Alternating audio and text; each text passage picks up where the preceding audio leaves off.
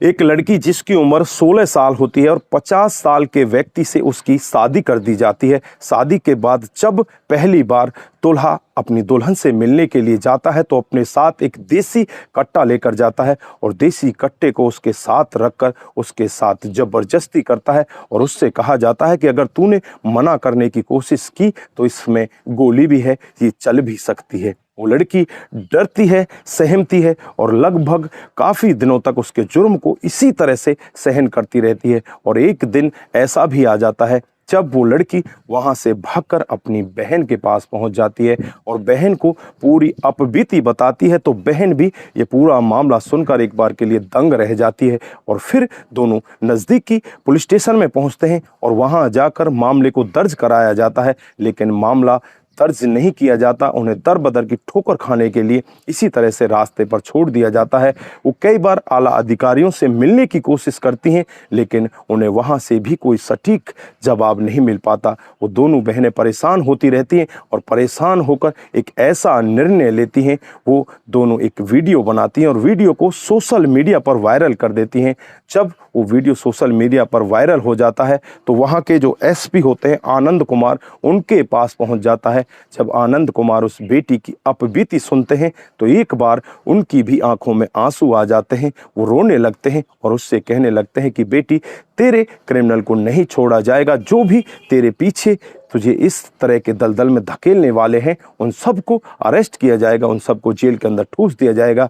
वो बेटी अपनी एक इच्छा भी जाहिर करती है कि मैं आगे पढ़ना चाहती हूँ। एसपी साहब दावा करते हैं कि तुझे आगे पढ़ाया भी जाएगा। दोस्तों, जब ये पूरा मामला लोगों के सामने आता है तो हर कोई व्यक्ति इस बात को सुनकर एक बार के लिए दंग हो जाता है, एक बार सोचने के लिए मजबूर हो जाता है कि आखिरकार हमारे समाज में हो क्या रहा है। अगर आप भी पूरा मामला सुनेंगे तो एक बार के लिए आप भी सोचने के लिए मजबूर हो सकते हैं। आइए दोस्तों, जानते हैं पूरा मामला क्या था। नमस्कार, जय हिंद। आप देख रहे हैं एपीएच न्यूज़ राहुल रावत के साथ। तो दोस्तों, आज की जो हकीकत की घटना आपको बताने जा रहा हूं, ये हकीकत की घटना झारखंड के गोंडा जिले की है। यहाँ पर एक पति पत्नी अपने बच्चों के साथ रहते हैं। कुछ ही दिन के बाद जो पत्नी होती है उसकी बीमारी के चलते मौत हो जाती है। इनकी एक बेटी रह जाती है, जो बड़ी वाली बेटी है उसकी शादी कर दी जाती है। छोटी वाली बेटी की उम्र लगभग 15 साल होती है। इसी दौरान में पिता अपनी दूसरी शादी कर लेते हैं। जिस औरत से उसकी शादी होती है वो औरत बहुत ही क्रूर होती है, इस लड़की को परेशान करने लगती है। परेशानी का सिलसिला इस कदर आगे बढ़ जाता है, कई बार तो इसको खाना तक भी नहीं दिया जाता।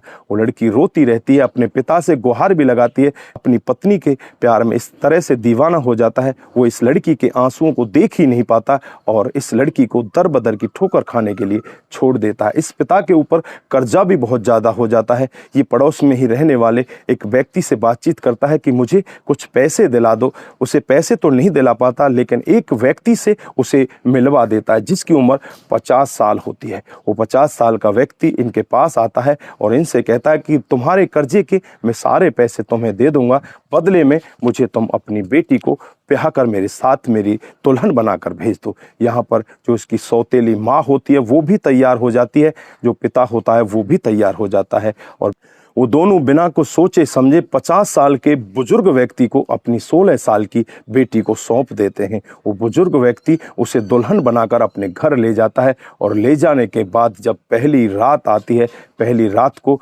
अपने साथ एक देसी कट्टा लेकर जाता है और उस लड़की को डराया जाता है, धमकाया जाता है। उससे कहा जाता है कि अगर तूने चीखने चिल्लाने की कोशिश की तो ये गोली से भरा हुआ है, तेरे ऊपर गोली भी चल सकती है, तुझे मौत के घाट उतार दिया जाएगा। वो लड़की डर जाती है, सहम जाती है, चुपचाप उस बुजुर्ग व्यक्ति के जुर्म को सहन करती है।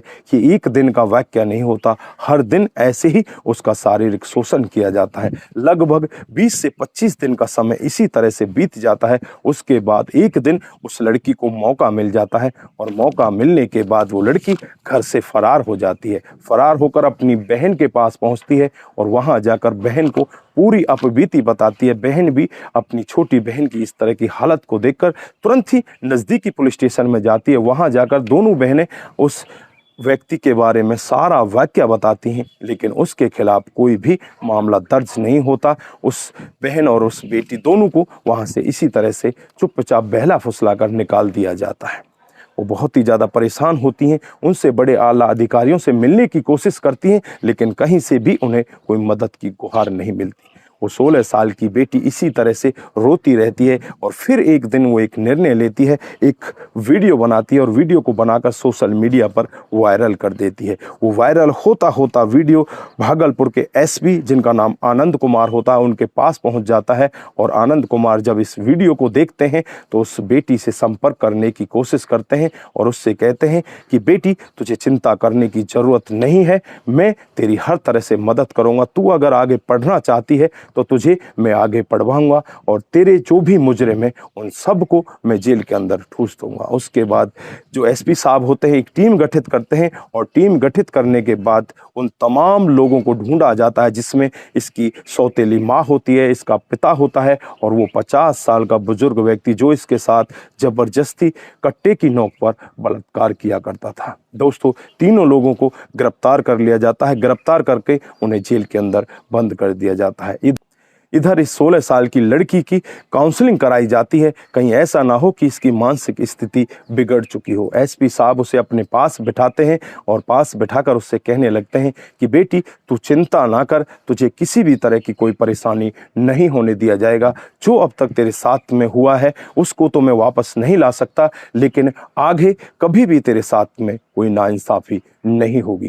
बेटी भी वहाँ पर खुश दिखाई देती है और ये मामला यहाँ पर इस तरह से उन तीनों लोगों को जेल के अंदर बंद करके बंद हो जाता है। तो दोस्तों, इस घटनाक्रम पर आप क्या बोलना चाहते हैं? आपकी क्या राय है? एक पिता इतना बड़ा हैवान, इतना बड़ा शैतान भी बन सकता है, अपनी बेटी को इस तरह से पैसों के लालच में एक 50 साल के बुजुर्ग को बेच सकता है। तो दोस्तों, आपकी जो भी राय है एक बार कमेंट बॉक्स में जरूर दीजिएगा। दोस्तों, आज के लिए बस इतना ही, फिर मिलते हैं नए मोड़ के साथ। तब तक के लिए आप अपना ख्याल रखें, अपने परिवार का ख्याल रखें, सतर्क रहें, सावधान रहें और ऐसे क्राइम को अपने आसपास ना होने दें।